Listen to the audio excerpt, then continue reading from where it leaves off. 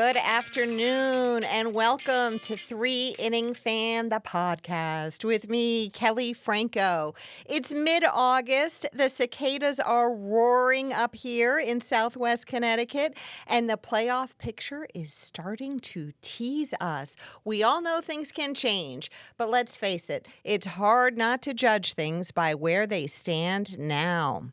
The National League wild card is still a logjam, and it's looking more and more like 4 or 5 teams are battling out for that 1/3 wild card spot. More on that soon.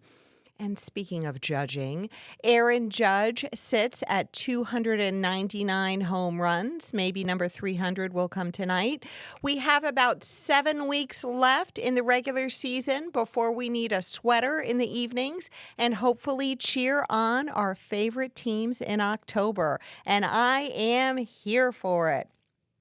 Before we get into it, remember that each download, listen, like, and most importantly, a subscribe on YouTube or a follow on Apple or Spotify honestly makes my day, and it costs you nothing but a click. I want to be as authentic with you as I can. Someday, I'd like to be able to get sponsors for this show, and getting subscribers and followers is essential for that. Also, if you enjoy my work, remember that I am also a professional baseball lecturer, and I'm available if you'd like to hire me to come and speak at your corporation, your corporate getaway, your library, or your fundraiser or special event. Thank you, everyone. You are on this journey with me, and it's meaningful to me. Now, let's get with it. So, the Mets. Over the weekend, I watched this movie. It was called Scoreless in Seattle, or maybe it was Sadness in Seattle or Sickness in Seattle. I can't remember. But anyway, it doesn't matter because I wouldn't recommend it. The Mets scored 1 run in 27 innings, punishing their fans who stayed up late to watch West Coast games. They finished the road trip 4-6, which was a bummer. I mean, honestly, if they just could have won one more game and they had finished it 5-5 at 500, you would have thought, I can deal with that. But in their defense, it was an arduous road trip with a lot of back and forth. They do have a chance at redemption. For their next 6 games, they play the A's and the Marlins. They need to capitalize on that because after that, they play the Orioles, and then they got to fly back out west, and they're playing the Padres and the D-backs, who are both red hot. But the Padres and the D-backs have been hot for a long time now, and I have this theory that you can't stay hot forever, so maybe it'll come to an end just at the right time. So not only, though, are the Padres and the D-backs red hot, they're looking like the first and second wild card in the NL right now. And if the Dodgers don't stumble, well, we'll address that later. But the Dodgers are looking a little vulnerable. And also, don't look now, but the Giants are playing well a little bit out of nowhere, even though they lost a nail-biter to the Braves last night, 1-0. So that means the Mets, Braves, Cardinals, and Giants are all battling it out for that 3rd National League wild card spot. Not to mention any upstarts that could come out of the woodwork like the Cubs, although I'm not counting on that right now, but who knows? So what's the Mets' diagnosis and what's the cure? The diagnosis. After the weekend in Seattle, it's hard not to focus on the offense, okay? And a hat tip to Seattle's tremendous pitching. They're so young. They're so good. But still, come on, the Mets could have rustled up more than 1 run, right? From an offensive perspective, Nimmo and J.D. Martinez need to start hitting. They have really been cold since the All-Star break, and they need to get going again. And just when I thought I had woken a sleeping giant when I talked last week about Pete Alonso's kind of meh season so far, and he hit 2 home runs that night against the Rockies, and I thought, yay, I'm going to be a hero because I made him hit 2 home runs. No, he didn't get a hit the entire weekend in Seattle. He went 0 for 11 with 6 strikeouts. So with Alonso, there have been encouraging signs, but he just hasn't gotten off the ground this season in like a long, good streak that we can really feel good about. And we have to ask ourselves, is this it? Is he showing us who he is this season? And what does it bode for the Mets for the rest of this season and for Pete in the offseason? According to Joel Sherman, in June of last year, the Mets offered 7 years, $158 million to Pete Alonso. Pete turned it down, again, according to Sherman. And more notably, Pete had a different agent then. He was using Apex Baseball, and he has, of course, since switched to Scott Boras. And the Mets had a different guy in charge then. They had Billy Epler in charge. Now it's David Stearns. So you have to wonder if this offseason Pete will be able to top that offer. There's going to be off-season drama, but we'll deal with that when we get to it. Fans, the important thing is that we remember how things end. And if Pete turns it around, puts the team on his back, and gets the team into the playoffs, that's what fans remember. So how do we cure this? Because doctor, give me the news. I got a bad case of loving you. Anyway, I want to be positive here because my guest food contributor at the end of the show is the biggest Mets fan ever. And if I'm not positive, he'll hunt me down.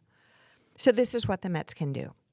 First, there's an opportunity against the A's this week, but don't take them for granted. They are just good enough to be pesky, and they have been competitive recently. Second, Alonso and Nimmo need to start doing what they know how to do. I don't know how else to say it. J.D. Martinez, too. The Mets have got to get fired up. And think of where they were in May. Everybody had written them off. So now they have an opportunity to turn it back on, and let's see what happens. From a pitching perspective, tonight's game, and it's Tuesday now when we're recording, will be a good one since the Mets have Paul Blackburn starting against his old team, and he should be pumped up for that. And the Mets have Peterson on Wednesday and Quintana going on Thursday. The Mets need to score early and often off the A's. And the reason for that is because the A's bullpen is very strong. It's ranked 5th in MLB, and it stars Mason Miller, who I very much wanted to see in New York after the trade deadline. In this series against the A's, the Mets need to neutralize the other guy I thought would move at the deadline, Brent Rooker, a hard-hitting DH who slugs lefties. And the Mets have 2 lefties going this week in Peterson and Quintana. After the A's, they play the Marlins, who are playing .370 ball. But somehow, every time the Mets play them, the Marlins turn into the 1927 Yankees. I don't want to be dramatic, but these 2 series against the A's and the Marlins are important because after that, the Mets have the Orioles, and then they got to leave town and play the Padres and the D-backs. The Yankees. Did the Yankees lose to the woeful Sox 12-2 last night? No? Okay. Joke's on me. It must have just been a really bad dream and so weird. All right, seriously, congratulations to Grady Sizemore and the White Sox. Grady Sizemore on his first win as White Sox manager. I was none too happy last night, as my Twitter followers will tell you, my ex-followers. And to be honest, I went to bed around the 5th inning. I'm glad I didn't stay up any later. But for the Yankees, I want to talk about Jasson Dominguez, a.k.a. the Martian. This promising Yankee prospect was in the news this week because GM Brian Cashman discussed his standing on my friends Jim Duquette and Jim Bowden's award-winning front office show this past Sunday. And yes, I will always give Jim and JB's show their award-winning sobriquet because they are my favorite, especially since they had me on their show in May. Hey guys, thanks again and hope you're doing well. So let me refresh your recollection, as we like to say in the courtroom, about Jasson Dominguez. This promising young switch-hitting outfielder won over the Yankee fans last September when he was called up and hit 4 home runs in 8 games, all from the left side. He actually hit a homer in his first swing in MLB, not just his first at-bat, his first swing, and off Justin Verlander, no less. And so that definitely endeared him to Yankee fans. Unfortunately, he was diagnosed with a UCL injury and he needed Tommy John surgery. So he had that. He rehabbed over the winter and over part of this season, and then he came back only then to suffer an oblique injury, sidelining him yet again. He's now back and playing in AAA Scranton Wilkes-Barre. So here's what Brian Cashman said about Dominguez on the award-winning Front Office show. He's healthy.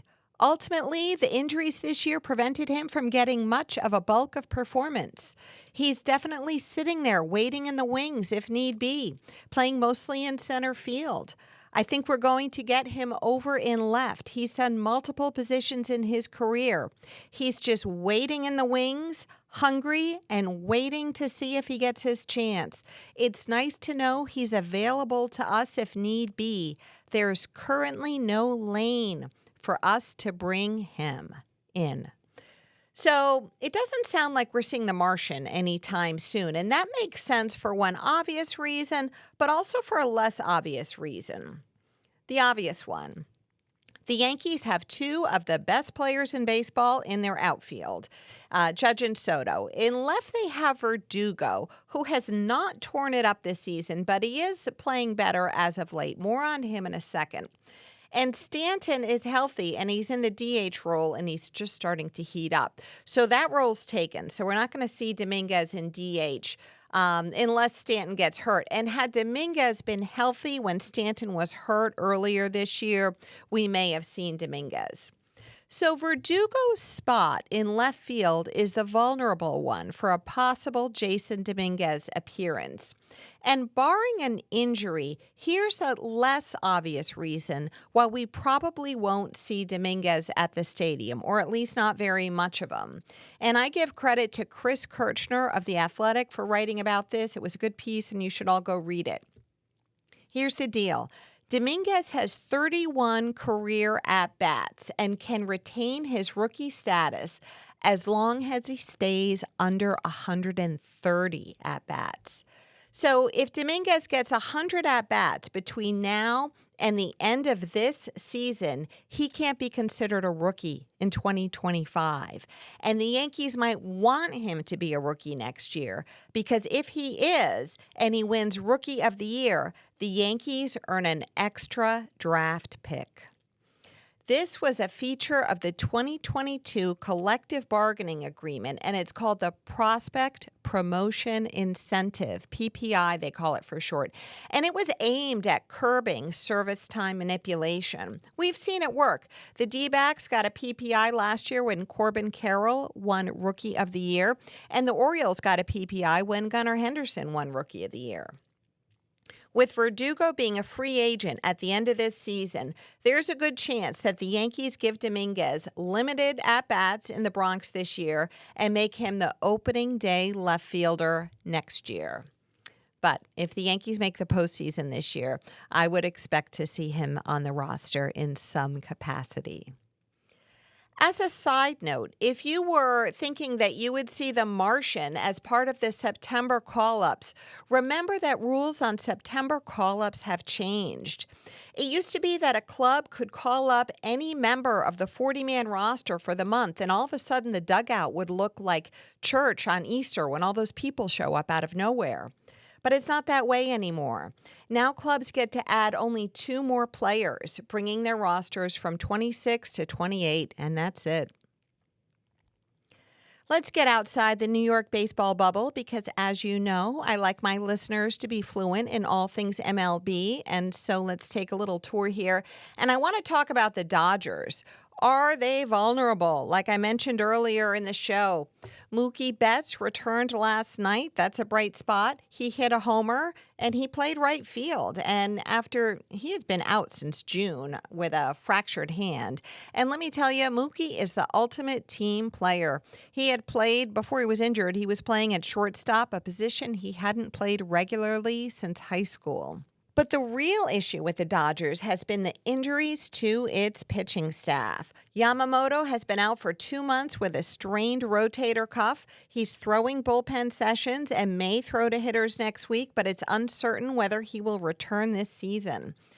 Walker Buehler has been out with a hip issue, expected to return this Thursday. Tony Gonsolin is missing 2024 with Tommy John. Dustin May is missing the rest of the season with esophageal surgery.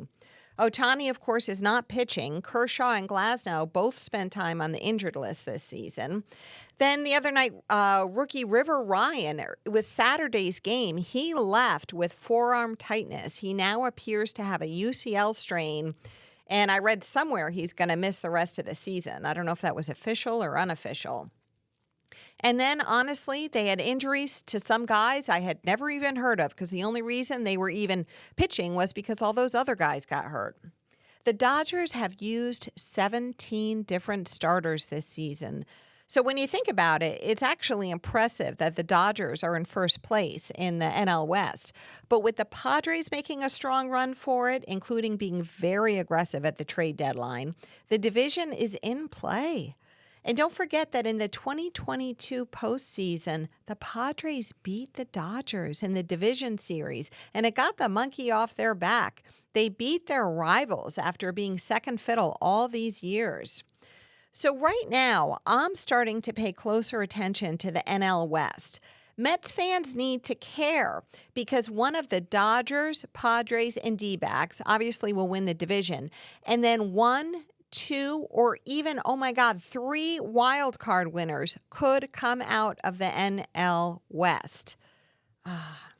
East Coast bias me really hopes that all 3 wild cards don't come out of NL West.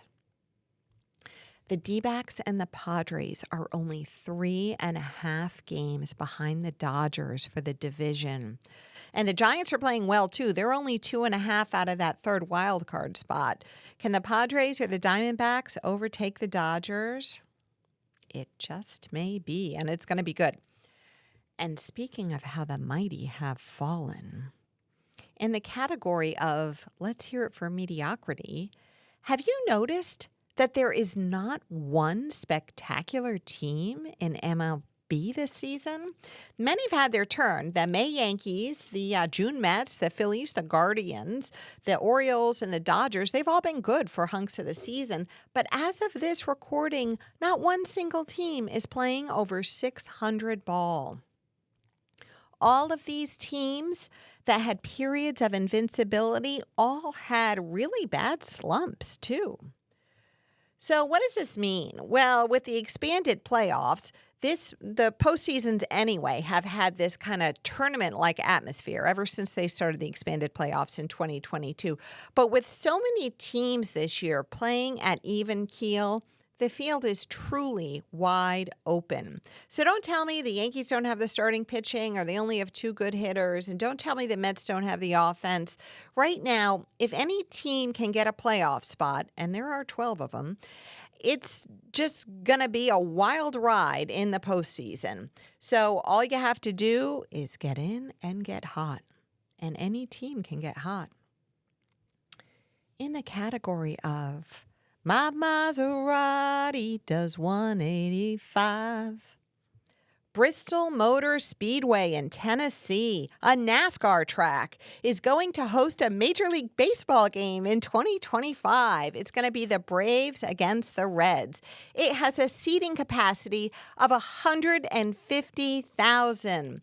So can they sell it out? Well, if they did, it would probably set some kind of record for attendance at a baseball game. That reminds me of the Guinness Book of World Records that we grew up with. Remember that? I could sit with that for hours. So this is a great and fun idea, and the Braves and the Reds are two really great choices to play there since they have fans in the area, especially the Braves. Go take a look at the size of this place and also the shape of it because it's got a beautiful oval shape. And as my friend Nakayetti said, it reminded him of the Polo Grounds because it just had that gorgeous kind of Polo Ground shape because, of course, the Polo Grounds was also a football field. Anyway, it's going to be majestic. Hat tip to MLB. MLB has featured games in special venues, and I think it's really a great thing. They've done it for the past several years, and I'm here for it, especially the London series this past June, which I attended and couldn't have been more delighted to meet some of my Twitter ex-friends from across the pond. Hi, friends. All right, we are ready to wrap this up, and we have a very exciting closer today. Well, it's the same closer it always is, what's good to eat while watching the ball game. But we have a guest contributor today, and most of my Mets followers on X are going to know him because he is a Mets X celebrity. It's Andy, the angry Albanian. Andy gives me a hard time because I grew up a Yankee fan, and then I remind him that I married a Mets fan, which he likes to refer to as marrying up. And then he forgives me, and he lays off razzing me for almost 2 days, and then we start the whole cycle again. It's very normal and healthy, I assure you. Andy has the most fascinating ritual I've encountered yet in talking to people about what they like to eat during the game, because it's more like Andy actually fuels himself for the game. I mean, this is a serious fan. He eats a pre-game meal because he doesn't want to be distracted during the game. It's serious, folks. His preferred pre-game meal is pretty tasty sounding. New York strip steak seasoned with salt, pepper, garlic, and onion, and a little Worcestershire.